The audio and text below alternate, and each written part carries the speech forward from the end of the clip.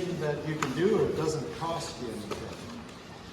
And you get a 2 millimeter and a 1 millimeter sieve, right?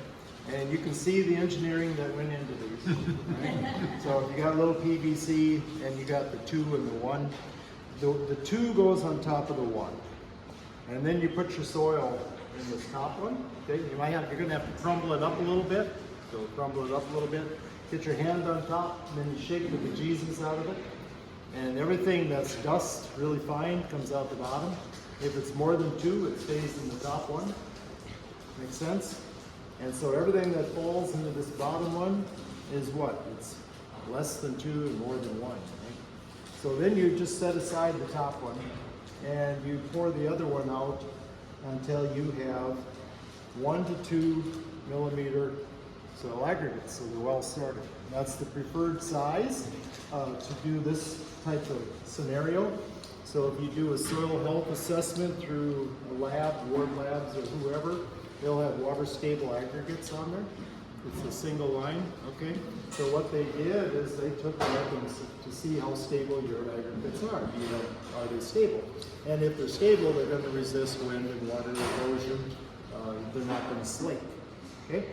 So what I do then is I take, this one was number 3, so we're going to put that over here. So what I do is like a little pepper on an egg, okay? And we got a little pepper. Yeah. And we just put some on the water, and then we might look at them even a little later to see how they're doing. But if they stay stable, that's a really good sign, or most of them stay stable. Otherwise, they disintegrate into the water. So this one was 2.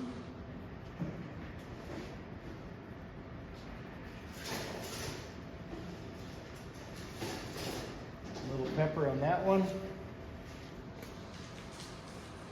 And the last one. These are looking pretty good. Rangeland looks pretty solid.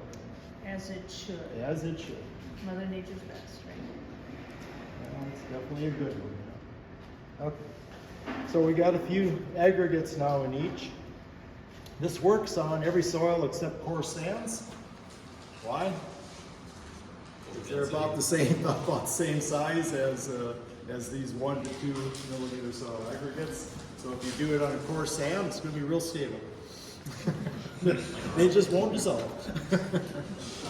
So you want to keep that part in mind. So now it's a matter of just letting them set for a bit. I like 5 to 10 minutes, something like that.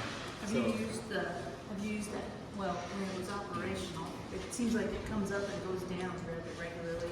The Slake's app, where you can take just about a 6 to 8 millimeter piece of soil like you did for the old Hornata slate box. And you do the same thing. You put it in the Petri dish on the white paper, yep. And you hold the phone above, you take a photo, and then you come back in 5 minutes, and same height, you do it again, and then it'll tell you the percentage. Yep. Yeah, no, I haven't tried that one? I haven't tried that one, but I do the photo. Okay. I do the photo. Yeah. And because I can save that in an electronic file. Right. And then I have a bit of a history. And it's an easy indication. We should have went for a bad guy soil somewheres, right? and then I got one in the vehicle if you want to do it. so we could add that one at lunchtime or whatever. Yeah. But again, it's just another item. Doesn't cost too much, but you start to understand what water stable aggregate. You read the term sometimes in an article, and well, what does that mean? And so it kind of gives you an idea. 1 to 2 millimeter, that's the ideal size in the soils world for this type of thing. Get it in some water, and then give it a little time. Questions? So if you were my client, then I would take a picture at the end of that period of time, and then you got an idea what this looks like. Gives you an idea. I'm going to pass these around, and you can shake some out on your hand. You can shake some out on your hand. So what did you want to see in the dish? So if it starts to disperse, starts to dissolve, then it's not water stable. And so if it's water stable, then we have a good situation for pore spaces, right? And infiltration and resisting erosion. All these good things. Water stabilizer. So we just start with a uniform one. That's the advantage of using the two sieves. You get a uniform aggregate, and then it's a better apple to apple comparison. I think I would describe it. Yeah. So